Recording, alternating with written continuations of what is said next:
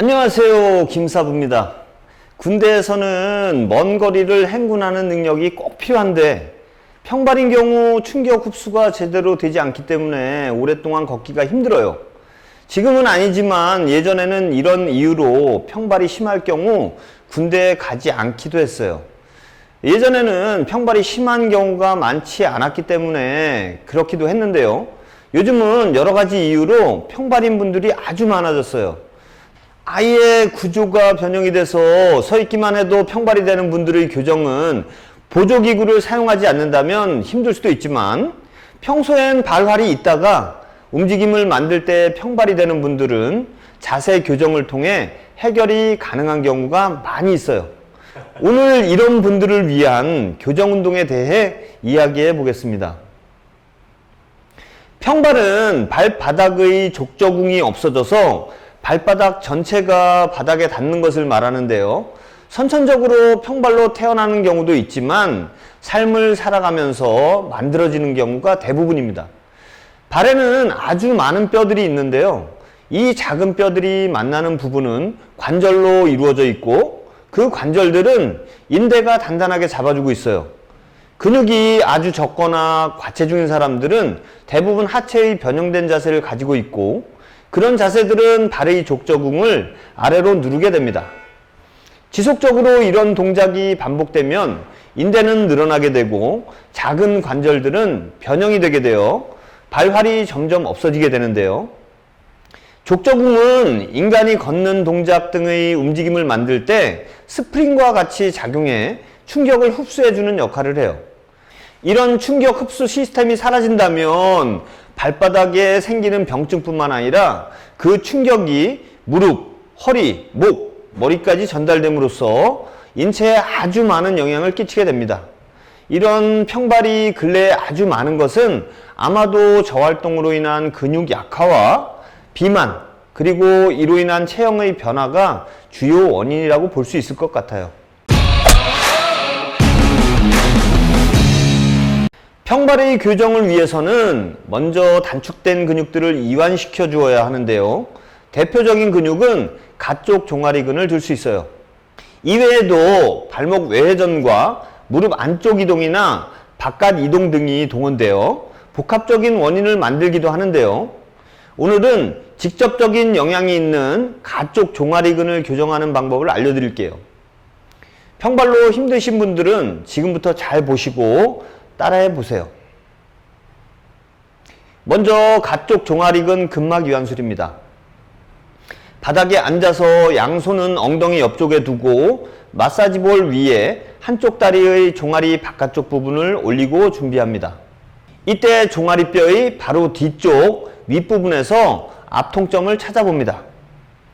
가쪽 종아리근은 작은 근육으로 잘 찾아보아야 하며 위쪽 부분에서 단축이 잘 일어납니다. 앞통점을 찾았다면 다른 쪽 다리의 발목을 그 위에 올리고 10초가량 유지해 줍니다.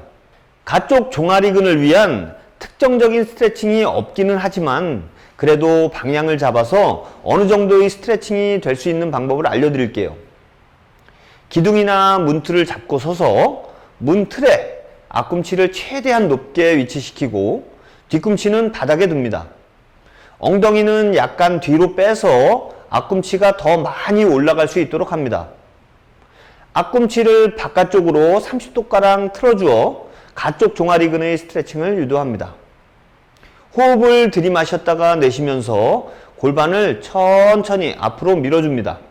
가쪽 종아리근의 타이트함이 느껴지는 지점에서 호흡을 들이마셨다가 내쉬면서 힘을 빼고 조금 더 골반을 전진시킵니다.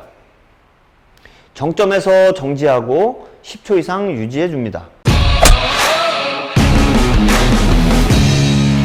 평발의 교정을 위한 운동은 크게 세 가지가 있습니다. 먼저 정경골근 운동법인 토우 레이즈로 시작해 봅시다. 의자에 앉아서 양 발은 어깨 너비로 벌리고 두 번째 발가락이 중간에 올 수 있도록 11자로 만들어 줍니다.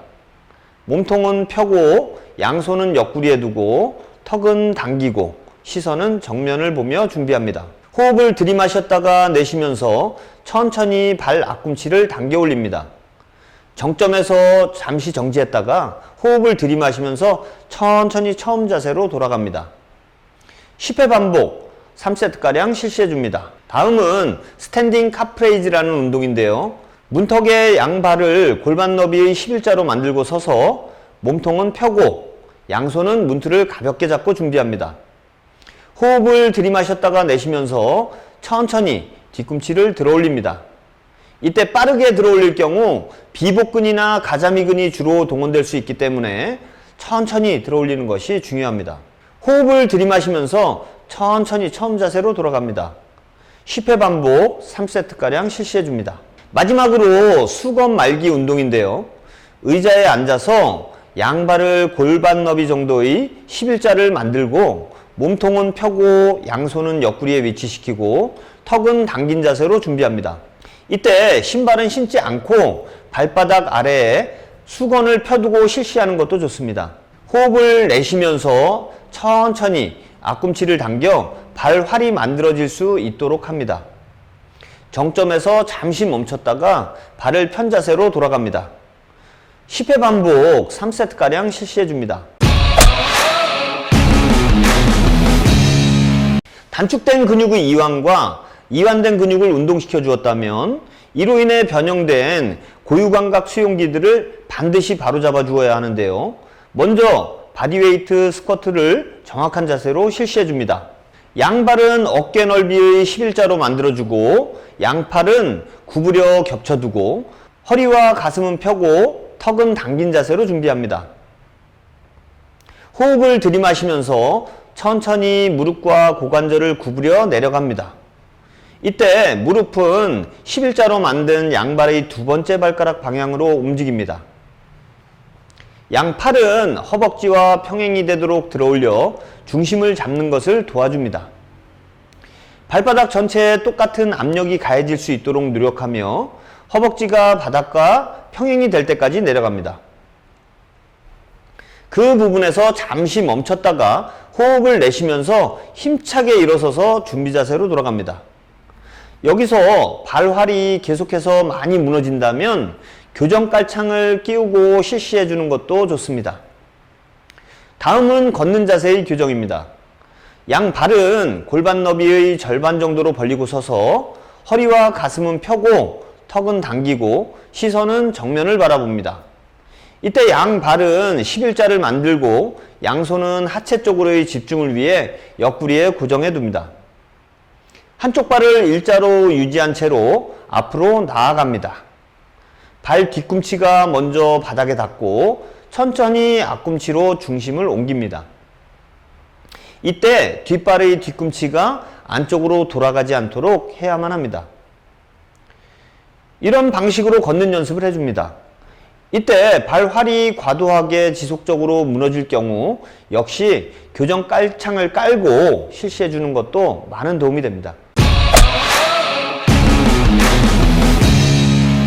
어떤가요? 이제 수많은 평발 기능병이 건강하게 오랫동안 행진하는 것이 가능해졌겠죠?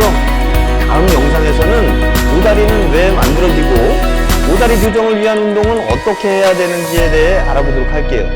세상 모든 운동의 마지막은 건강한 운동이다. 지금까지 김사부였습니다.